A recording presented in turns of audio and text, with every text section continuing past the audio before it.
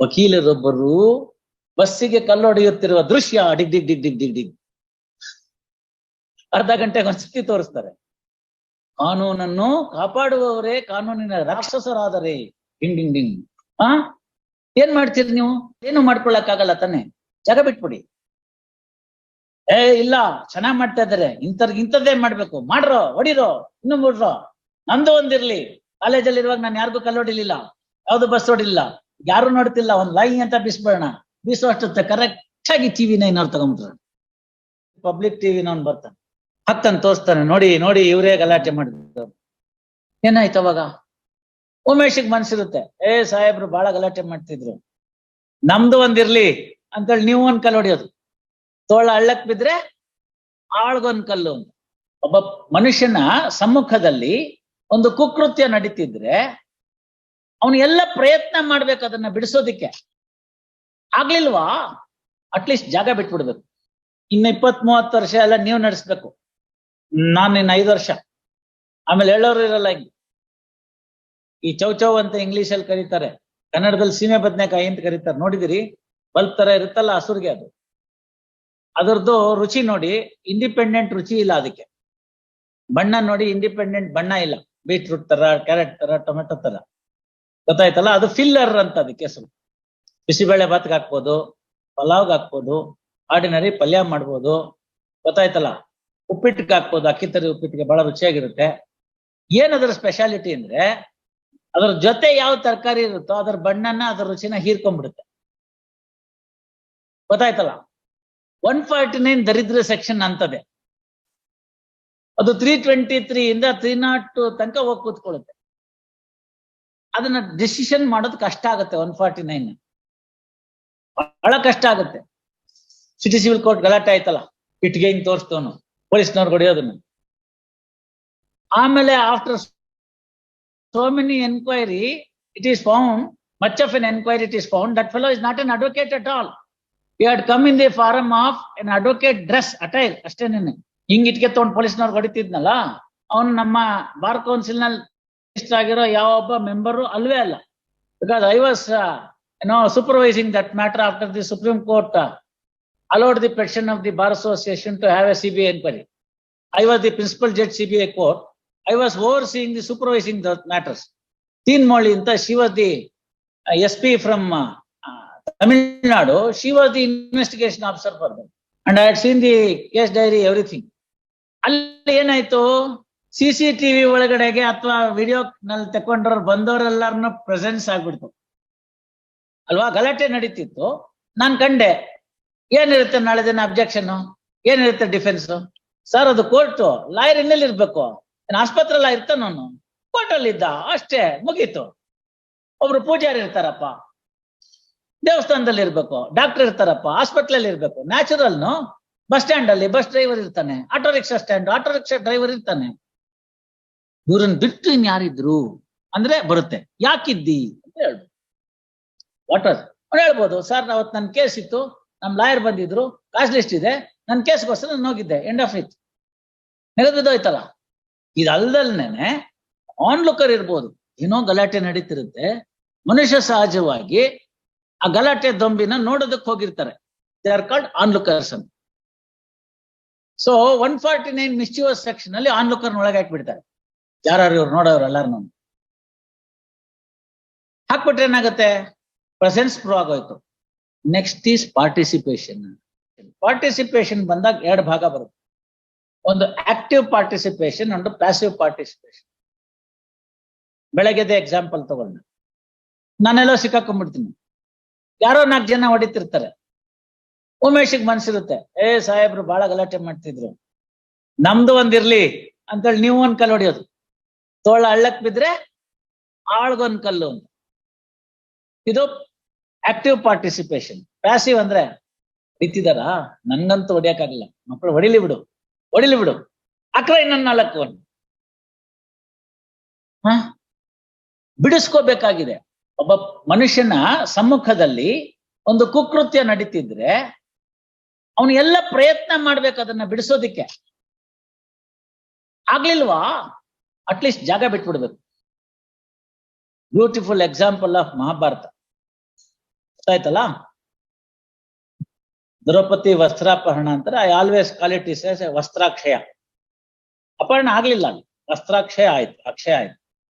ಧೃತರಾಷ್ಟ್ರಂಗೆ ಹೇಳ್ತಾರೆ, ಕಣ್ಣಿರಲ್ವಲ್ಲ, can you be a party for a 149? So that is from the defence angle. Prosecutor ಕೇಳಿ, ಹೌದು sir ಅಂತ. ಅವ್ನು ಹೇಳ್ತಾನೆ ಆರ್ಗ್ಯುಮೆಂಟು, ನಿಮ್ಮ ಆರ್ಗ್ಯುಮೆಂಟು, ಸರ್ ಅವ್ನು ಕುರುಡ, ದ್ರೌಪದಿ ಮೇಲೆ ಬಟ್ಟೆ ಇದ್ರೆಷ್ಟು ಬಟ್ಟೆ ಇಲ್ಲದೆ ಇದ್ರೆಷ್ಟು, how does it make any difference? So Dhritarashtra can't be an accused for 149 in the so called Vastrapurna, outraging the modesty of a woman, right?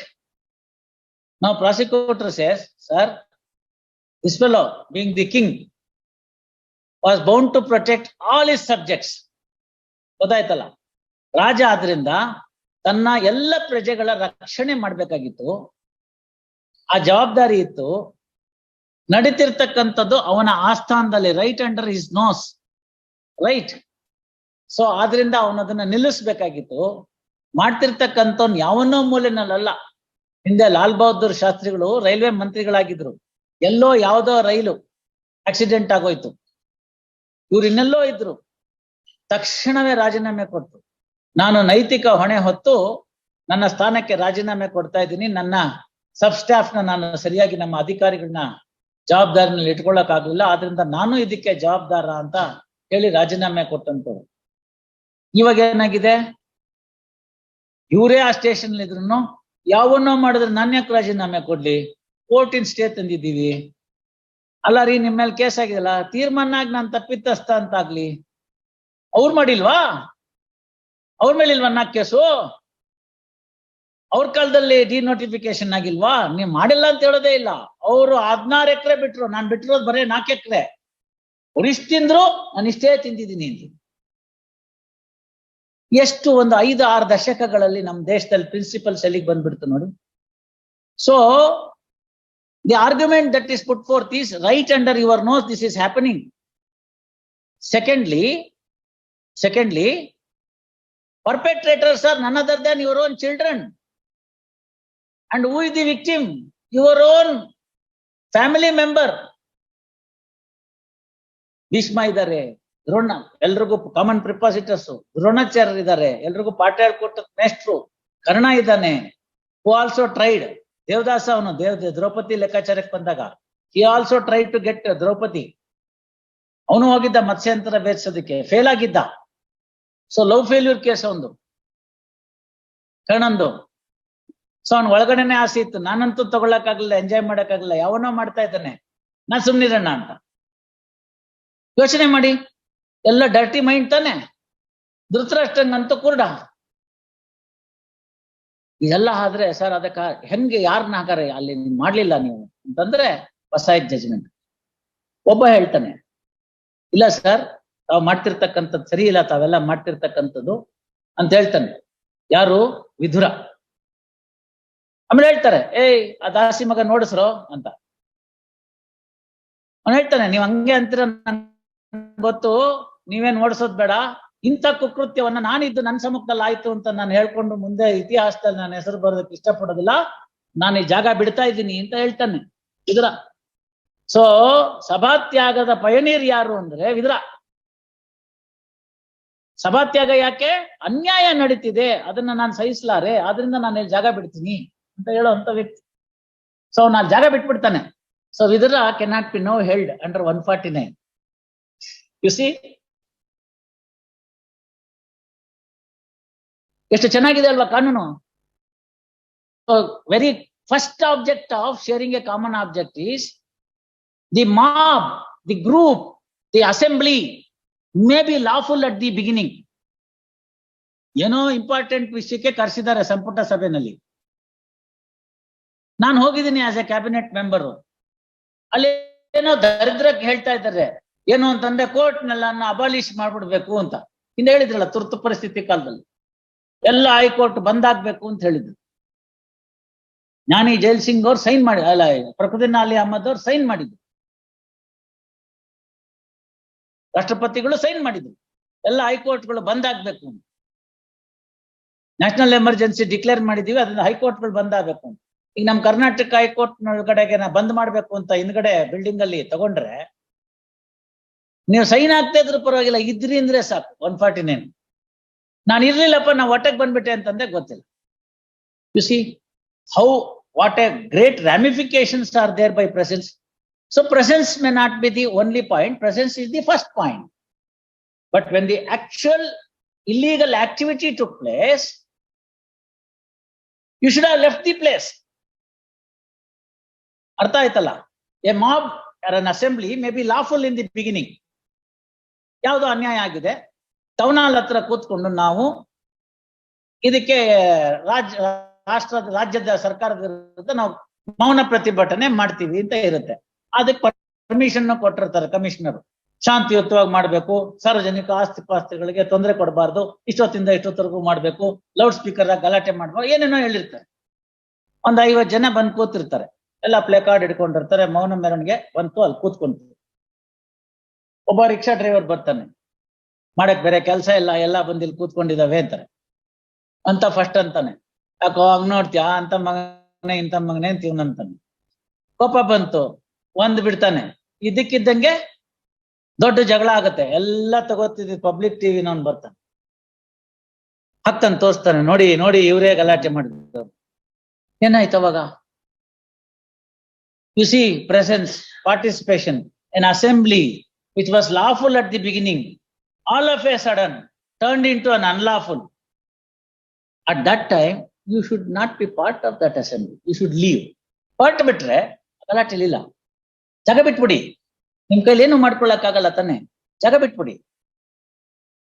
ಇಲ್ಲ ಚೆನ್ನಾಗ್ ಮಾಡ್ತಾ ಇದಾರೆ, ಇಂಥದ್ದೇ ಮಾಡ್ಬೇಕು, ಮಾಡ್ರೋ, ಹೊಡಿರೋ, ಇನ್ನು ಬಿಡ್ರೋ, ನಂದು ಒಂದಿರ್ಲಿ. ಕಾಲೇಜಲ್ಲಿ ಇರುವಾಗ ನಾನು ಯಾರಿಗೂ ಕಲ್ಲೊಡಿಲಿಲ್ಲ, ಯಾವ್ದು ಬಸ್ ಹೊಡಿಲಿಲ್ಲ, ಯಾರು ನೋಡ್ತಿಲ್ಲ, ಒಂದ್ ಲೈ ಅಂತ ಬಿಸ್ಬೇಡ, ಬೀಸೋ ಅಷ್ಟುತ್ತೆ ಕರೆಕ್ಟ್ ಆಗಿ ಟಿವಿನ ಏನಾರು ತಗೊಂಡ್ಬಿಟ್ರು. ವಕೀಲರೊಬ್ಬರು ಬಸ್ಸಿಗೆ ಕಲ್ಲೊಡೆಯುತ್ತಿರುವ ದೃಶ್ಯ ಡಿಗ್ ಡಿಗ್ ಡಿಗ್ ಡಿಗ್ ಡಿಗ್ ಡಿಗ್ ಅರ್ಧ ಗಂಟೆಗೆ ಒಂದ್ಸತಿ ತೋರಿಸ್ತಾರೆ.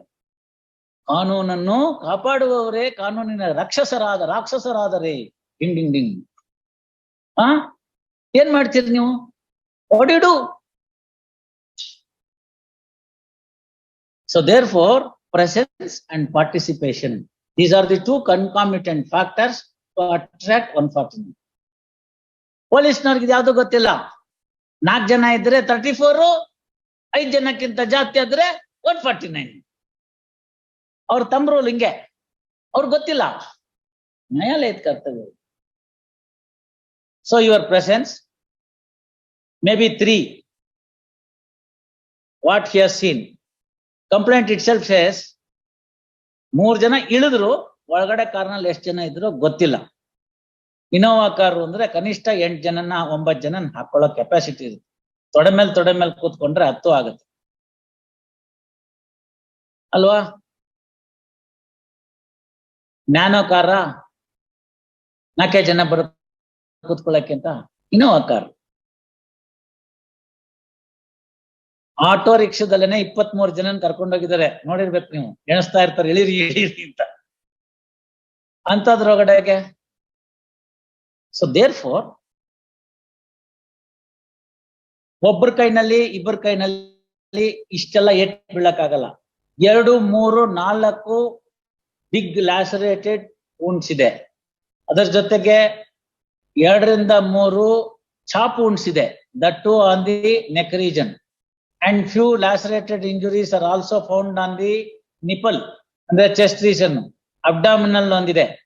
ಒಂದು ಭಾರಿ ಪೆಟ್ಟು ತಲೆಗೆ ಬಿದ್ದಿದೆ, ಆ ಪೆಟ್ಟಿಂದ ತಲೆ ಚಿಪ್ಪು ಒಡೆದು ಚೂರಾಗಿ ಒಳಗಡೆ ಇರ್ತಕ್ಕಂಥದ್ದೆಲ್ಲ ಪೀಸ್ ಆಗೋಗಿದೆ. ಅವನ್ ಆ ಕಡೆನೋ ಈ ಕಡೆನೋ ತಿರುಗಿದಾಗ ಮುಖದ ಮೇಲೆ ಒಂದು ಹೊಡೆದಿದ್ದಾರೆ, ಹಿಂಗ್ ಅಪ್ಪಚ್ಚಿ ಆದಂಗೆ ಆಗ್ಬಿಟ್ಟು ಎಲ್ಲ ಪೀಸ್ ಆಗ್ಬಿಟ್ಟಿದೆ, ಮೂಗು ಗೀಗು ಎಲ್ಲ ಹೋಗ್ಬಿಟ್ಟು. So it can't be by one person with one weapon. Nature of injuries sustained, external injuries noted in the PM report itself shows that it is more than 2 to 3 people with different arms. ಕೆಲವು blunt injury ಇದೆ, ಕೆಲವು chopped injury ಇದೆ. So long ಇದೆ, ಮಚ್ಚಿದೆ, ಸುತ್ತಿಗೆ ಇದೆ, ಇವೆಲ್ಲ ಹೋಗಿದೆ, crush ಆಗೋಗಿದೆ, ಮಲ್ಟಿಪಲ್ ಫ್ರಾಕ್ಚರ್ಸ್ ಆಗೋಗಿದೆ, ಸ್ಕಲ್ ಬೋನು, ಏನೂ ಸಿಗ್ತಾ ಇಲ್ಲ ಒಳಗಡೆನೆ. ಆ ಬ್ರೈನಿನ ಭಾಗನೇ ಹೊಟ್ಟೋಗ್ಬಿಟ್ಟಿದೆ. ಹಾಗಾಗಿ ಏನಾಗಿದೆ, ಇದ್ರ ಜೊತೆಗೆ ಇಲ್ಲೊಂದು ಕಟ್ ಇಂಜುರಿ ಬೇರೆ ಇದೆ. ಅಬ್ಡಾಮಿನಲ್ ನಲ್ಲಿ, ಬ್ಯಾಕ್ ಆಫ್ ದಿ ಅಬ್ಡಾಮಿನಲ್ ನಲ್ಲಿ ಒಂದು ಕಟ್ ಇಂಜುರಿ ಇದೆ, ಚಾಪ್ ಇಂಜುರಿ ಇದೆ. ನೇಪ್ ಆಫ್ ದಿ ನೆಕ್ ಅಲ್ಲಿ 2 ಇದೆ, 1 by 1. It is very clear they had come there to take away this man's life, and that was the best opportunity. They did it. They accomplished. All the assailants had one point in program, one point in mind. That is, this fellow should not be alive. What else you want? Beautiful way, no? No question of any exception would come there. Everything is certain. There is a motive because he was an accused in a murder trial. He had attended the court a day earlier and he was returning after attending some cooking party and then came home. While returning to his house, there was an opportunity. They have followed him. All the assailants had armed up very much. They found a lonely place. They got hold of it. They overpowered the other man who is the eyewitness and the complainant and tell him, we are not concerned with you. Right ಹೇಳ್ತಾರೆ ನೀನ್ right ಹೇಳಿದ್ರೆ ನಾವು ಈಸಿಯಾಗಿ ಕೆಲಸ ಮುಗಿಸ್ಕೊತಾ ಇರ್ತೀವಿ ಅಂತಾನೆ. ಇವನ್ ಭಯ ಪಟ್ಕೊಂಡು ಅಲ್ಲೆಲ್ಲ ಹೋಗಿ ಮರದ ಕೆಳಗಡೆಯಿಂದ, ತೆಂಗಿನ ಮರದ ಹಿಂದ್ಗಡೆಯಿಂದ ನೋಡ್ತಾ ಇದ್ದಾನೆ. 3 ಜನ ಇಳಿದಿದ್ದಾರೆ, ಹೊಡೆದಿದ್ದಾರೆ, ರಪ ರಪ ಅಂತ ಹೊಡೆದ್ ಬಿಸಾಕಿದ್ದಾರೆ, ಹೊಟ್ಟೋಗಿದ್ದಾರೆ. ಆ ಊರ್ ಕಡೆ ಹೊಟ್ಟೋಗಿದ್ದಾರೆ. Everything is very clear now. Motive, preparation and accomplishment.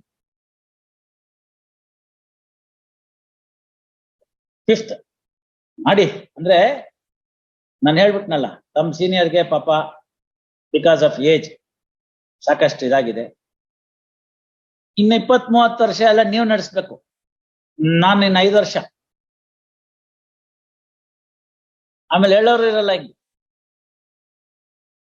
Allowed rejected ಅಷ್ಟೇನೆ. ನಮ್ಗೆ ಹಾಕ್ಬೇಕು 149 hour ಮಾಡ್ಕೋ, 34 hour ಮಾಡ್ಕೋ. I am not running a law college. U C. Yes, 5th.